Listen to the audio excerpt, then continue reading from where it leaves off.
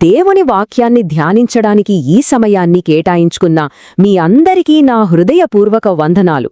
ఈ రోజు మనం దేవుని యొక్క అచంచలమైన నమ్మకత్వాన్ని, మరి క్రీస్తులో ఆయన మనకు అనుగ్రహించిన ఆ అద్భుతమైన సహవాసాన్ని గురించి లోతుగా ధ్యానించుకుందాం. మన ప్రభువైన యేసుక్రీస్తు మధురమైన నామములో మీకు శుభాకాంక్షలు. మన ఆధ్యాత్మిక జీవితాలను, మన సంఘాలను ఒక్కసారి గమనించి చూస్తే కొన్నిసార్లు విభేదాలు, గర్వం లేదా ఏదో తెలియని గందరగోళం లాంటివి కనపడుతూ ఉంటాయి కదా. నిజానికి మొదటి శతాబ్దంలోని కొరింథీ సంఘం కూడా అచ్చం ఇలాంటి సమస్యలతోనే పోరాడింది. వాళ్ల మధ్య అనైతికత, పార్టీలు, ఆధ్యాత్మిక వరాల గురించిన గర్వం, ఇలా ఎన్నో బలహీనతలుండేవి. అయితే ఇక్కడే మనం ఒక కీలకమైన సత్యాన్ని గ్రహించాలి. మనం దేవుని పిల్లలుగా నిలబడటానికి కారణం మన సొంత బలం కాదు, మన నీతి కాదు, మన పరిపూర్ణత అంతకన్నా కాదు. మన విశ్వాసమనేది మన సొంత ప్రయత్నాల మీద ఆధారపడి లేదు. మరి దేనిమీద ఆధారపడి ఉంది? మన పునాది ఎంతో ఉంగుమైనది. ఎందుకంటే అది మనలను పిలిచిన దేవుని యొక్క నమ్మకత్వంపై నిర్మించబడింది. మన బలహీనతలను సైతం అధిగమించే శక్తి ఆయన నమ్మకత్వంలోనే ఉంది. మరి దేవుని నమ్మకత్వం అంటే ఏంటి? అది ఆయన స్వభావంలో ఎప్పటికీ మారని ఒక గొప్ప గుణం. చూడండి, మనం కొన్నిసార్లు దేవునికి దూరం అవ్వచ్చు, మనం చేసిన వాగ్దానాలను మర్చిపోవచ్చు. కాని ఆయన మాత్రం ఆయన తన నిబంధనలో ఎప్పుడూ స్థిరంగా ఉంటాడు. ఆయన నమ్మకత్వం మన యోగ్యత మీద కాదు, ఆయన సంపూర్ణమైన స్వభావం మీదే ఆధారపడి ఉంటుంది. సరే, ఇంత నమ్మకమైన దేవుడు మనల్ని ఎందుకు పిలిచాడు? అసలు ఆయన పిలుపు వెనుక ఉన్న ఉద్దేశ్యమేంటి?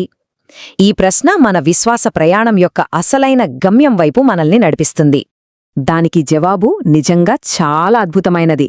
మనం కేవలం కొన్ని నియమాలను పాటించడానికి కాదు, ఆయన కుమారుడైన యేసుక్రీస్తుతో సహవాసం చేయడానికే మనం పిలువబడ్డాము.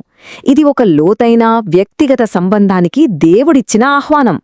సహవాసం, ఈ పదం వినగానే మనకు స్నేహం గుర్తొస్తోంది కదా. కాని బైబిల్లో దీనర్థం అంతకంటే చాలా లోతైనది. దాని అసలు అర్థమేంటంటే క్రీస్తుతో పూర్తిగా ఒకటైపోవడం, ఆయనతో సంపూర్ణంగా ఏకం కావడం, విడదీయలేని ఐక్యత అన్నమాట. ఈ ఐక్యత ఎంత ముఖ్యమో మనకు యేసుప్రభువు ప్రార్థనలోనే అర్థమవుతుంది. ఆయన శిలువకు వెళ్లే ముందు పరిశుద్ధుడైన తండ్రి, మనము ఏకమయ్యున్నట్టు వారునూ ఏకమయ్యుండునట్లు వారిని కాపాడుము అని ప్రార్థించారు. తండ్రి, కుమారుడు ఎలా ఒక్కటిగా ఉన్నారో మనం కూడా క్రీస్తుతో అలాగే ఏకం కావాలన్నదే దేవుని సంకల్పం. ఈ ఐక్యతను ఇంకా బాగా అర్థం చేసుకోటానికి యేసుప్రభువే ఒక చక్కటి, శక్తివంతమైన ఉపమానాన్ని వాడారు. అదేంటంటే, నేను ద్రాక్షావల్లిని, మీరు తీగెలు అని ఆయన అన్నారు. ఇది మన సంబంధాన్ని చాలా స్పష్టంగా వివరిస్తుంది. ఈ ఉపమానంలో ఉన్న ప్రాథమిక సత్యాన్ని ఒక్కసారి గమనిద్దాం. ఒక తీగకు దానంతట దానికి జీవం ఉంటుందా? ఉండదు.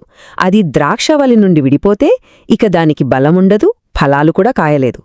మన ఆధ్యాత్మిక జీవితం కూడా ఠీక్ అలాంటిదే. క్రీస్తు మీద మనం పూర్తిగా ఆధారపడి ఉన్నాం. అంటే మనం ఆ ద్రాక్షవల్లి అయిన క్రీస్తుతో అంటిపెట్టుకుని ఉన్నప్పుడే మనకు నిజమైన జీవం వస్తుంది, మనకు కావలసిన బలం దొరుకుతుంది. ఆ ఫలాలు ఫలించే శక్తి కూడా ఆయన నుంచే మనలోకి ప్రవహిస్తుంది. మన ఆధ్యాత్మిక జీవనాధారమంతా ఆయనే. ఇదే ఐక్యతను వివరించడానికి అపోస్తలుడైన పౌలు కూడా ఇంకొక అద్భుతమైన చిత్రాన్ని మన ముందుంచారు. అదేంటంటే శిరస్సు మరియు శరీరం. ఇది మన సహవాసం ఎలా పనిచేస్తుందో చూపిస్తుంది. ఈ సంబంధంలో శిరస్సు అయిన క్రీస్తు మనకు దారి చూపిస్తారు, నిర్దేశిస్తారు. శరీరమైన మనం ఆయన చెప్పినట్టు నడుచుకుంటాం. ఆయన ఆలోచనల్ని, ఆయన చిత్తాన్ని మనం ఈ భూమి మీద నెరవేర్చే సాధనాలుగా ఉంటాం. మన చిత్తం కాదు, శిరస్సు యొక్క చిత్తమే నెరవేరుతుంది. చాలామంది ఏమనుకుంటారంటే, ఈ సహవాసం అంటే మనం చనిపోయాక పరలోకానికి వెళ్లడానికి ఒక టికెట్ లాంటిది అని. కాని అది చాలా చిన్న ఆలోచన. ఇది కేవలం భవిష్యత్తుకు సంబంధించిన వాగ్దానం మాత్రమే కాదు.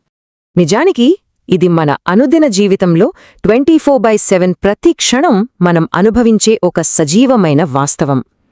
ఈ సహవాసమనేది మనం రోజూ ఎదుర్కొనే పరిస్థితులని, చూసే మన దృక్పథాన్నే మార్చేస్తుంది.